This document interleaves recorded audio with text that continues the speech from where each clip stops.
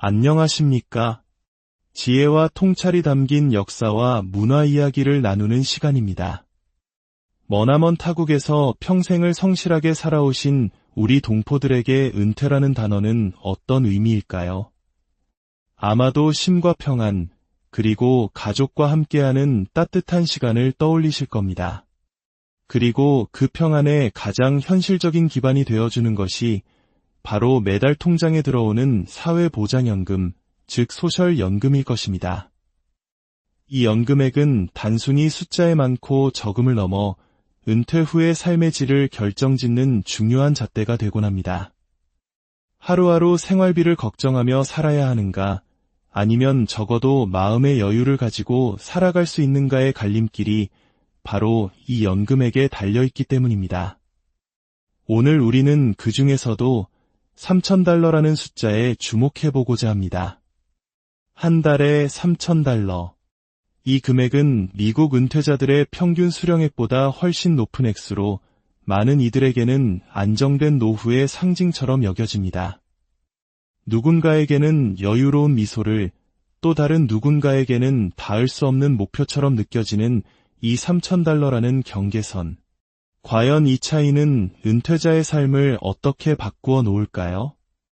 몇 가지 구체적인 삶의 이야기를 통해 그 깊은 의미를 들여다보겠습니다.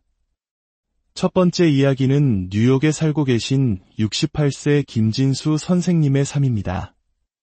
김 선생님은 평생을 거대한 트럭과 함께 미국 대륙을 횡단하며 살아오셨습니다. 고된 노동이었지만 그는 단 한 번도 세금 납부를 소홀히 한 적이 없었습니다. 그의 소득이 최상위권은 아니었지만 수십 년간 꾸준히 이어진 성실함은 은퇴 시점에 빛을 발했습니다. 무엇보다 김 선생님의 현명한 선택은 은퇴 시점을 최대한 늦춘 것이었습니다. 그는 70세가 될 때까지 운전대를 놓지 않았고 그 기다림의 시간은 고스란히 더 높은 연금액으로 돌아왔습니다. 그 결과 그는 매달 약 $3,100의 소셜연금을 받게 되었습니다. 은퇴 전까지만 해도 그는 늘 노후에 대한 막연한 불안감을 안고 살았다고 합니다. 마치 한국에서 우리 부모님 세대가 자식들 뒷바라지에 모든 것을 쏟아붓고 정작 자신의 노후는 제대로 준비하지 못했던 것처럼 말입니다.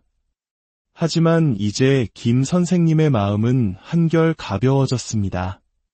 매달 받는 연금으로 집세와 생활비는 물론 만만치 않은 유료비까지 충분히 감당할 수 있게 되었기 때문입니다. 이제 그는 가끔 사랑하는 손주들의 손을 잡고 가까운 곳으로 여행을 떠날 여유도 생겼고 오랫동안 헌신해온 교회 활동에도 더욱 적극적으로 참여하며 공동체 안에서 기쁨을 찾고 있습니다. 김 선생님은 이렇게 말합니다. 이건 단순히 돈의 문제가 아닙니다. 삶의 품격, 인간으로서의 존엄이 달라진 것이지요. 만약 제가 매달 $2,000만 받았다면 지금도 매일 밤 지출 내역을 계산하며 두려움 속에 잠들었을 겁니다. 반면 캘리포니아에 거주하시는 70세 박영의 여사님의 이야기는 우리 마음에 또 다른 울림을 줍니다. 박 여사님은 남편과 함께 작은 소매점을 운영하며 평생을 땀 흘려 일했습니다. 하지만 갑작스러운 건강 악화로 남편이 먼저 세상을 떠나고 홀로 남은 그녀는 꿋꿋하게 가게를 지키며 세금을 납부해왔습니다. 그녀가 연금을 받기 시작했을 때 손에 쥔 금액은 매달 약 $2,000였습니다. 은퇴 후 그녀의 삶은 늘 빠듯했습니다. 비싼 캘리포니아의 월세와 보험료, 그리고 나이가 들수록 늘어나는 약값을 내고 나면 수중에는 거의 남는 돈이 없었습니다. 그러던 어느 날 같은 교회에 다니는 친구가 매달 $3,200의 연금을 받는다는 이야기를 듣게 되었습니다. 그녀는 그 순간 $1,200라는 숫자가 만들어내는 삶의 거대한 격차를 온몸으로 체감했습니다. 친구는 같은 나이임에도 불구하고 병원비 걱정 없이 손주들에게 줄 작은 선물을 살 수 있었고 가끔은 친구들과 함께 여행도 다녔습니다. 박 여사님은 친구와 자신을 비교하며 결코 원망하는 것이 아니라고 말합니다. 다만 평생 성실하게 살아온 자신의 삶이 왜 이토록 팍팍해야 하는지 그저 서러운 마음이 들었다고 고백합니다. 그녀는 씁쓸하게 말했습니다. 제 삶은 늘 아슬아슬한 외줄타기 같고 친구의 삶은 든든한 다리 위를 걷는 것 같습니다. 그 차이는 다른 곳이 아니라 매달 통장에 찍히는 저 연금액에서 시작되는 것이겠지요. 마지막으로 플로리다에 살고 계시는 72세 이철수 선생님 부부의 사례입니다. 두 분은 은퇴 전까지 모두 안정적인 중산층 직업을 가지고 있었습니다. 남편은 기술직으로, 아내는 행정직으로 각자의 자리에서 꾸준히 소득을 올렸습니다. 그 결과 남편은 $3,500, 아내는 $1,800의 연금을 받게 되어 부부 합산 매달 $5,300라는 풍족한 수입이 그들의 노후를 든든하게 바치고 있습니다.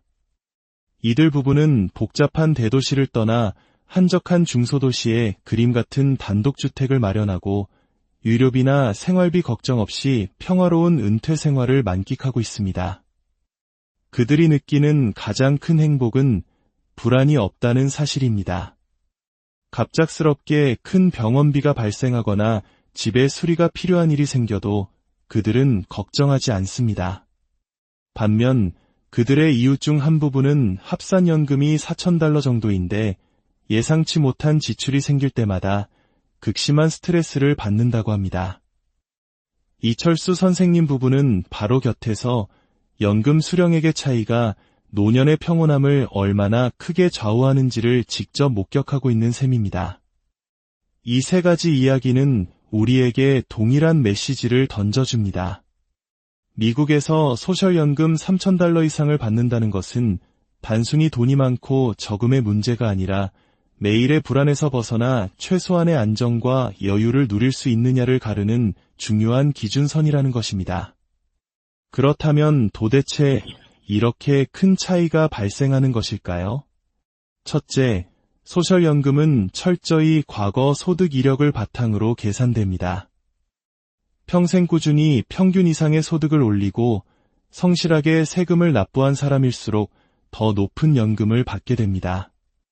특히 가장 소득이 높았던 35년간의 기록이 중요한데 이 기간 동안의 소득 수준이 연금액을 결정하는 핵심입니다. $3,000 이상을 받는 분들은 대부분 이 35년의 소득 기록이 탄탄한 중산층 이상이었던 경우가 많습니다.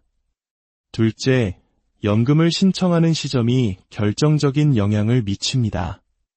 62세부터 조기 수령이 가능하지만 일찍 받는 만큼 금액은 상당 부분 삭감됩니다. 반대로 앞서 본 김진수 선생님처럼 70세까지 수령을 늦추면 받을 수 있는 금액이 최대 132%까지 늘어납니다. 이는 기다림의 지혜가 가져다주는 가장 확실한 보상입니다. 셋째, 배우자 연금 제도를 어떻게 활용하느냐도 중요합니다. 배우자가 소득이 없거나 적었더라도 주 소득자의 연금 기록을 통해 일정 금액의 배우자 연금을 추가로 받을 수 있습니다. 이 제도를 잘 활용하면 가계 전체의 은퇴 소득을 크게 늘릴 수 있습니다. 그렇다면 $2,000와 $3,000, 이 한 달 $1,000의 차이가 실제로 얼마나 큰 것일까요? 매달 $1,000는 1년이면 $12,000, 10년이면 $120,000입니다. 20년이면 무려 $240,000, 우리 돈으로 환산하면 3억 원이 넘는 거액입니다. 이 돈은 한국에서 작은 아파트 한 채를 살 수도 있는 돈입니다. 이 차이는 단순히 숫자에 머물지 않습니다. 미국의 살인적인 유료비 앞에서 버틸 수 있느냐 없느냐를 결정하고 치솟는 월세를 감당하며 내 집에서 계속 살 수 있느냐 없느냐를 가릅니다. $2,000를 받는 은퇴자는 월세를 내고 나면 식료품비를 걱정해야 하지만 $3,000를 받는 은퇴자는 생활비를 감당하고도 작은 여유를 가질 수 있습니다. 이 작은 여유가 바로 삶의 품격을 바꾸고 정신적 안정과 자존감을 지켜주는 힘이 됩니다.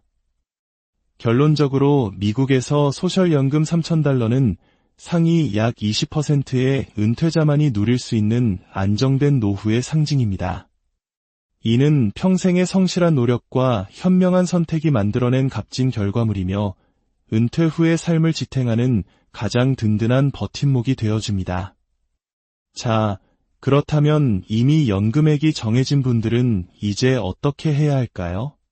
더 이상 금액을 늘릴 수 없다고 해서 좌절하고만 있어야 할까요? 아닙니다. 지금부터가 진짜 지혜가 필요한 시간입니다. 지금부터는 이미 확정된 소중한 연금을 어떻게 지켜내고 그 가치를 어떻게 극대화할 수 있는지에 대한 현실적인 전략을 이야기해 보겠습니다.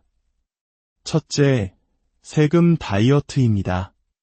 소셜연금 자체는 비과세 혜택이 있지만 다른 소득, 예를 들어 401k나 IRA 같은 개인 은퇴 계좌에서 돈을 인출하면 이 소득이 합쳐져 연금에까지 세금이 부과될 수 있습니다.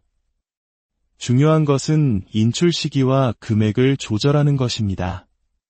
한 해에 많은 금액을 한꺼번에 인출하기보다 여러 해에 걸쳐 세율이 낮은 구간을 유지하며 나누어 인출하는 지혜가 필요합니다. 또한 유료비 지출에 대한 세금 공제 혜택을 최대한 활용하면 결과적으로 연금에서 빠져나가는 세금을 최소화할 수 있습니다. 같은 돈을 받더라도 세금 관리만 잘하면 손에 쥐는 돈이 달라집니다. 둘째, 유료비 지출을 관리하는 것입니다. 많은 은퇴자분들이 연금의 20에서 30%를 병원비와 약값으로 지출합니다. 따라서 유료비 지출을 줄이는 것이야말로 체감소득을 높이는 가장 확실한 열쇠입니다. 자신에게 맞는 메디케어 플랜을 신중하게 비교하고 선택해야 합니다. 병원을 자주 가신다면 본인 부담금을 줄여주는 플랜을, 특정 약을 장기 복용하신다면 약값 지원이 좋은 플랜을 선택하는 것이 현명합니다. 주 정부나 비영리 단체에서 제공하는 유료비 보조 프로그램을 적극적으로 알아보는 노력도 반드시 필요합니다. 셋째, 주거비를 최적화하는 것입니다. 은퇴 후에도 비싼 대도시의 월세나 재산세를 감당하는 것은 큰 부담입니다. 이럴 때는 과감한 결단이 필요합니다. 넓은 집에서 작은 집으로 다운사이징을 하거나 자녀들이 독립했다면 남는 방을 학생이나 다른 시니어에게 빌려주는 홈세어 프로그램도 좋은 방법입니다. 한국의 주택연금과 같은 리버스 모기지를 활용해 집에 계속 살면서 생활비를 지원받는 방법도 고려해 볼 수 있습니다. 지출에서 가장 큰 비중을 차지하는 주거비 문제를 해결하는 것이 안정된 노후의 핵심입니다. 넷째, 현명한 생활비 관리입니다. 물가는 계속 오르기 때문에 과거의 $3,000는 현재의 $3,000와 가치가 다릅니다. 자동차 보험이나 통신비 등 고정 지출 항목에서 시니어 할인 혜택을 꼼꼼히 챙기고 한인회관이나 시니어 센터에서 제공하는 무료 식사나 교통 지원 같은 복지 서비스를 적극적으로 활용해야 합니다. 이는 단순히 아끼는 것을 넘어 정해진 연금의 가치를 지켜내는 가장 확실한 전략입니다. 다섯째, 활력을 더해줄 소득 보완책을 찾는 것입니다. 연금만으로 빠듯하다면 건강이 허락하는 선에서 가벼운 파트타임 일을 하는 것도 좋은 방법입니다. 통역이나 번역, 혹은 지역 커뮤니티 센터에서의 보조 활동 등을 통해 월 몇백 달러의 추가 수입을 얻는다면 이는 단순히 돈 이상의 의미를 가집니다. 사회와 계속 연결되어 있다는 소속감과 삶의 활력을 되찾아 줄 것입니다. 여섯째, 가장 중요한 우리라는 공동체를 활용하는 것입니다. 은퇴자는 결코 혼자가 아닙니다. 오랫동안 함께 신앙생활을 해온 교회, 따뜻한 정을 나누는 한인 시니어 모임은 단순한 사교 모임을 넘어 실질적인 정보 교류의 장이자 든든한 안전망이 될 수 있습니다. 어려운 행정 문제나 각종 지원 제도에 대한 정보는 혼자서는 알기 어렵지만 공동체를 통해 나누면 훨씬 쉽게 해결할 수 있습니다. 이것이 바로 타향살이의 어려움을 이겨내게 한 우리 한민족 특유의 정의 힘 아니겠습니까? 마지막 7번째는 그 무엇보다 중요한 마음의 안정입니다. 연금액이 많든 적든 은퇴 후의 불안감은 누구에게나 찾아옵니다. 하지만 불안에 휩쓸리면 오히려 불필요한 지출을 하게 되고 건강마저 해칠 수 있습니다. 정해진 연금에 맞춰 계획을 세우고 그 안에서 누릴 수 있는 작은 기쁨들을 소중히 여기는 마음가짐이 중요합니다. 손주에게 작은 선물을 사주고 기뻐하는 모습을 보는 것, 이웃과 따뜻한 차 한 잔을 나누는 것만으로도 우리 삶의 만족도는 크게 달라질 수 있습니다. 이처럼 지혜로운 정보는 함께 나눌 때 더 큰 빛을 발합니다. 주변에 도움이 필요한 분들께 이야기를 공유해 주시는 것, 그것이야말로 이웃을 향한 따뜻한 사랑의 실천일 것입니다. 여러분의 구독과 좋아요는 저희가 더 좋은 이야기를 만드는 데 큰 힘이 됩니다. 정리하겠습니다. 이미 연금액이 정해진 시니어 세대에게 필요한 전략은 과거를 후회하는 것이 아니라 현재 주어진 것을 어떻게 지키고 현명하게 사용할 것인가에 대한 지혜입니다. 세금 관리, 유료비 절감, 주거비 최적화, 생활비 절약, 추가 소득, 공동체와의 연대, 그리고 마음의 평안. 이 7가지 전략이야말로 우리에게 가장 현실적인 해법입니다. $2,000를 받는 삶과 $3,000를 받는 삶의 차이는 분명 존재합니다. 하지만 그 차이를 지혜와 노력으로 줄여나가는 방법 또한 분명히 존재합니다. 지금의 연금이 전부라고 체념하지 마십시오. 지키고 관리하는 지혜만 있다면 이미 확정된 연금이라도 훨씬 더 큰 힘을 발휘하여 여러분의 노후를 든든하게 지켜줄 것입니다. 오늘 이 이야기를 들으신 모든 분들의 노후가 하나님의 은총 속에서 평안과 감사로 가득하기를 진심으로 기도합니다.